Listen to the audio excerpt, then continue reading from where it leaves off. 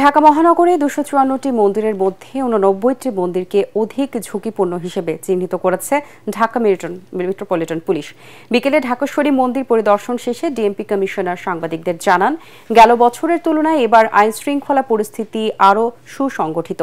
তার আশা, পূজার সময় কোনো নিরাপত্তাজনিত সমস্যা হবে না। এছাড়া আজ থেকে ডিএমপির ঊর্ধ্বতন কর্মকর্তারা রাজধানীর পূজা মণ্ডপগুলো পরিদর্শন শুরু করেছেন বলে জানান ডিএমপি কমিশনার।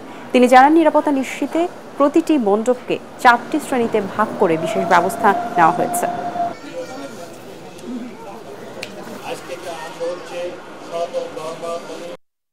পূজা মণ্ডপগুলোকে 4টি শ্রেণীতে ভাগ করে 24 ঘন্টা পুলিশের উপস্থিতি নিশ্চিত করা হয়েছে। ওয়ালটন এখন দেশের সীমানা পেরিয়ে পৌঁছে গিয়েছে 50টিরও বেশি দেশে। ওয়ালটন, ঘরে ঘরে, বিশ্বজুড়ে। পূজা মণ্ডপগুলোর শ্রেণী মোতাবেক প্রত্যেকটি মণ্ডপে পুলিশ ও আনসার মিলিয়ে ন্যূনতম 11 জন থেকে 50 জন পর্যন্ত নিরাপত্তা বাহিনীর সদস্য মোতায়েন আছে। পূজা মণ্ডপ সমূহে ভক্তদের যাতায়াত নির্বিঘ্ন ও যানজট নিয়ন্ত্রণের জন্য পৃথক ট্রাফিক পরিকল্পনা গ্রহণ করা হয়েছে।